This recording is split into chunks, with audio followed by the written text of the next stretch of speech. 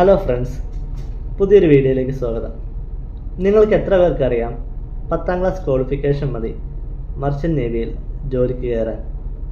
അതെ, 10ാം class qualification ഉണ്ടെങ്കിൽ ഇതുപോലത്തെ ഒരു അപ്ലറ്റ് വെച്ച് മർച്ചൻ്റ് നേവിയിൽ ഓഫീസർ റാങ്കിൽ നിങ്ങൾക്ക് ജോലി ചെയ്യാൻ സാധിക്കും. 10ാം ക്ലാസ്സിൽ 40% മാർക്ക് മതി.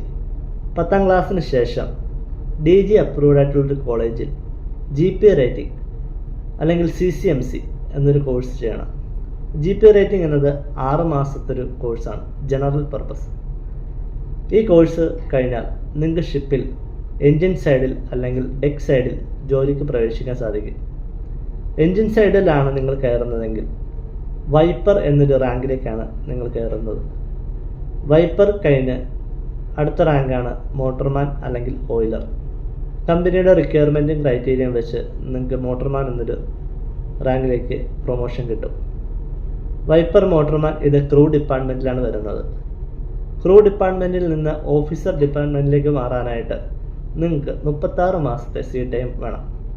ക്രൂ ഡിപ്പാർട്ട്മെൻറ്റിൽ നിങ്ങൾ വൈപ്പറായിട്ട് സ്റ്റാർട്ട് ചെയ്താൽ 36 മാസത്തെ എക്സ്പീരിയൻസിന് ശേഷം നിങ്ങൾക്ക് DG ഷിപ്പിംഗ് നടത്തുന്ന MEO ക്ലാസ് 4 എന്ന എക്സാം അറ്റൻഡ് ചെയ്യാൻ സാധിക്കും. MEO ക്ലാസ് 4 എക്സാം നിങ്ങൾ പാസ്സായി കഴിഞ്ഞാൽ സർട്ടിഫിക്കറ്റ് ഓഫ് കോമ്പിറ്റൻസി എന്ന സർട്ടിഫിക്കറ്റ് നിങ്ങൾക്ക് കിട്ടും. ഈ സർട്ടിഫിക്കറ്റ് വെച്ച് ഷിപ്പിൽ 4th എഞ്ചിനീയർ റാങ്കിൽ നിങ്ങൾക്ക് ജോലി ചെയ്യാൻ സാധിക്കും. അതൊരു ഓഫീസർ റാങ്കാണ്.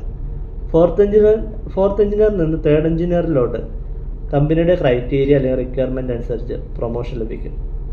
3rd എഞ്ചിനീയറിൽ നിന്ന് 2nd എഞ്ചിനീയറിലോട്ട് MEO ക്ലാസ് 2 എന്നൊരു DG ഷിപ്പിംഗ് നടത്തുന്ന എക്സാം പാസ്സാവേണ്ടതുണ്ട്. 10 പേപ്പറോളം ഉള്ളൊരു എക്സാമാണിത്. 6 റിട്ടണും 4 ഓറലും.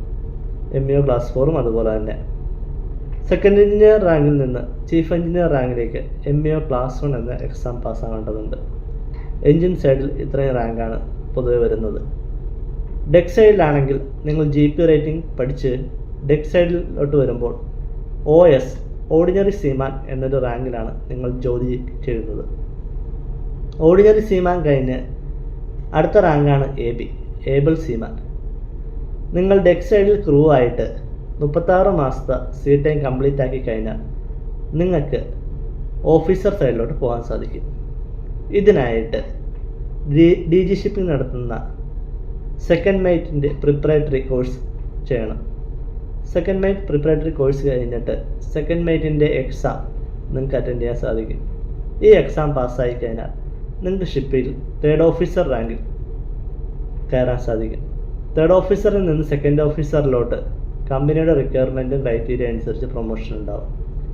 2nd ഓഫീസറിൽ നിന്ന് ചീഫ് ഓഫീസറിലോട്ട് വരുമ്പോൾ വീണ്ടും ഫംഗ്ഷൻ 1 എക്സാം നിങ്ങൾ പാസ്സാവേണ്ടതുണ്ട്.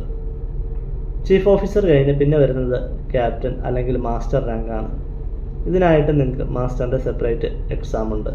ഈ എക്സാം എല്ലാം നടത്തുന്നത് ഡയറക്ടർ ജനറൽ ഓഫ് ഷിപ്പിങ്ങിൻ്റെ കീഴിലാണ്.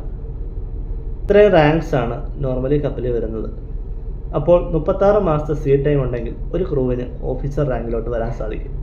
കൂടുതൽ ഷിപ്പിംഗ് റിലേറ്റഡ് വീഡിയോ കാണുന്നതിനായിട്ട് നിങ്ങൾക്ക് ഈ ചാനൽ സബ്സ്ക്രൈബ് ചെയ്യാവുന്നതാണ്. കൂടെ ലൈക്ക് ചെയ്യാവുന്നതാണ്.